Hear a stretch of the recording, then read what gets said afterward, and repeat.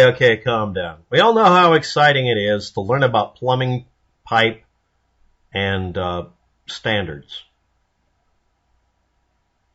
Said no one ever. Anyway, if you're not aware of it, you're looking at a 3/4 inch pipe or a 1/2 inch pipe. You can't tell because you'd have to know. Now, something some of you may have noticed is I post videos about plumbing, pipe, steel tubing, plastic tubing, specific plastic pipe versus tubing, various grades and gradations and stuff, copper tubing, all sorts of random stuff. Because it's something where if you try to look it up, you find blank stares from people. I wanted to point out something a little weird about water pipe. Now, most of you know that if we deal with water pipe, whether it's PVC or metal, the thread pattern, everybody has to put something on it that's usually called Teflon tape or something like that. Now, looking at a cross-section, you can see there's something a little amiss here. Now, it needs to be amplified visually to really get a good idea about it. So let's explore how and why we seal up metal piping that's supposed to be, you know, it's got a tapered thread. It should jam fit. And it does for strength. But because of expansion and contraction, because of the metals not needing to be held to the exact standards, because the interior diameter here doesn't have to be the same standard. The outside has to be the standard. What we find out is that we have to use Teflon tape because this was never meant to be gas tight, even though this was for gas tubing, for gas light. Let's continue. This is an example of a $12 commonly available Amazon.com 1/2 inch NPT pipe tap, National Pipe Thread or National Pipe Tapered Tap. Drill America DWTPT series, and this is an extended length one. Now the reason this is interesting to me is at the 1.18 inch mark, if you use this as a ream into a metal tube, like let's say a 3/4 inch pipe or something far smaller than that after drilling or whatever, I've also noticed this on objects you might use to try to make pipe fittings for, let's say, 1/2 inch tubing, if you want to make your own fittings. If you use this threading device, this ends up creating an average pitch and depth and width when you're done that acts almost like you're reaming or drilling it out or boring out the inside of a piece of pipe to change its inner diameter consistently. Now, obviously, at that point, you'd end up with a bunch of spiky threading in it, but that's easier to remove than drilling out a blank, flat pipe. And also, there's a modification of this where you grind off all of the points and make this into literally just a ream to make the diameter change. Now, the reason I know about that is someone used one of these to do exactly that. And there are variations of this. And they're designed to quickly and efficiently put threads in. But you can use the next one up to disrupt these threads and destroy them and keep making the inner diameter bigger. And conceivably, you could put these in a string of drill sections or even weld them butt to nose and use them to bore out a progressive bore down through a piece of metal piping. Now again, some of you might know my channels where I discuss metal pipes and such for firearms, flare guns, that sort of thing. But this just struck me as an obvious, well, duh, this would let you take a piece of metal piping and make it literally thread for what this is supposed to be for. This is supposed to thread for you putting in a standard pipe diameter, you put another thread on, the negative one, and be able to connect them. And it didn't occur to me, oh, you could do a really deep threading and use this to change the diameters progressively to make things fit.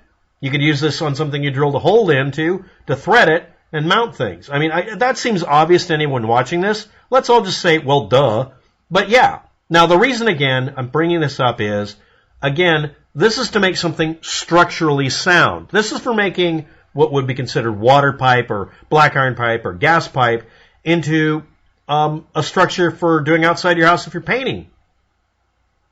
The standard was and is technically still used, obviously, for gas-tight fittings, but that's not its real intended purpose. It's been repurposed for that. Was there ever a gas-tight version of water pipe or steel pipe threading? Now, we get to nattool.com's National Pipe Taper versus National Pipe Taper Fuel. Obviously, if you want to make a connection with a fuel container, you'd want to make it to where it was not just fluid tight, as anybody who's dealt with gasoline or any other burnable liquid, you might have already noticed that, yeah, it never really is gonna not leak unless you make it incapable of it. Now this is the NPT hand tight, and it leaves a gap right at the top of the threads. That's on purpose so that you can put a Teflon or something on it and it'll create a gasket in here. And this is the only pathway. Now the pathway takes a long way around. It spirals around what would be the groove and actually the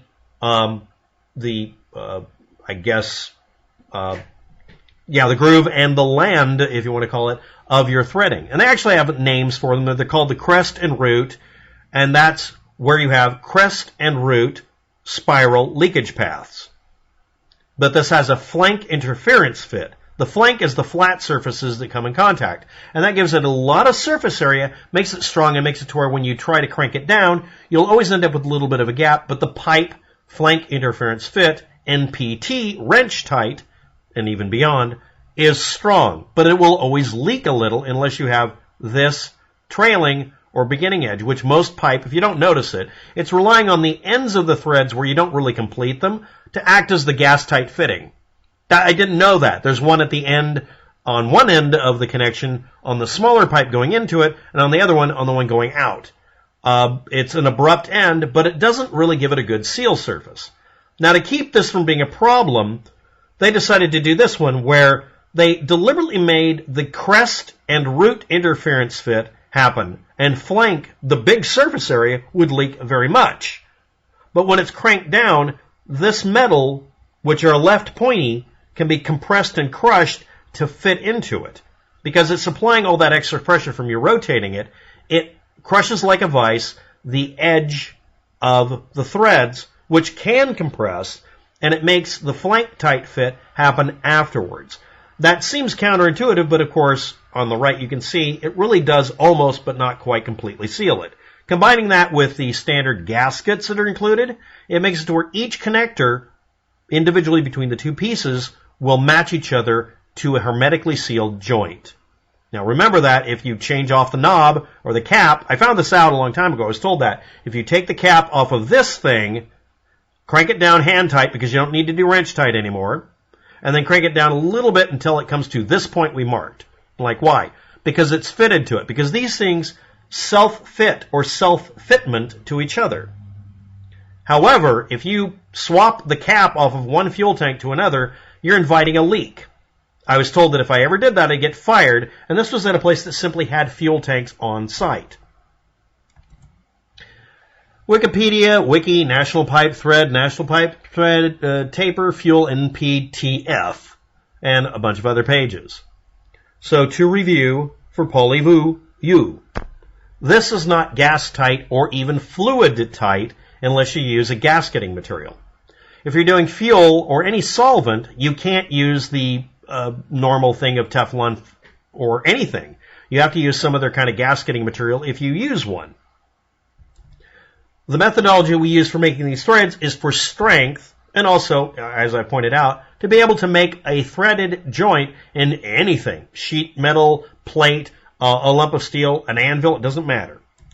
And because of that, it always leaves a little bit of a gap that has to be filled in. If, however, you need something that will work permanently and perfectly, even to the point of loosening and retightening it, then you have to use something that relies on a counterintuitive thing of leaving a very leaky junction and then compacting it down to where there's no leak. But again, at that point, I was told, don't know if this is factual, if you swap off your cap or whatever plugs, it will create a leak. So don't swap them around unless you're willing to re-thread them, I was told to do that, or put in a brand new one so it will self-crush and hopefully fill in. Or re-thread them, which is what I was told to do. And there are your links. Anyway, that's your very poorly done introduction to something I found out about this week that I didn't know about because, honestly, this makes complete sense. And again, it doesn't rely on you having to worry about the trail in and trail out to act as a gasket. It just relies on the threads doing the job.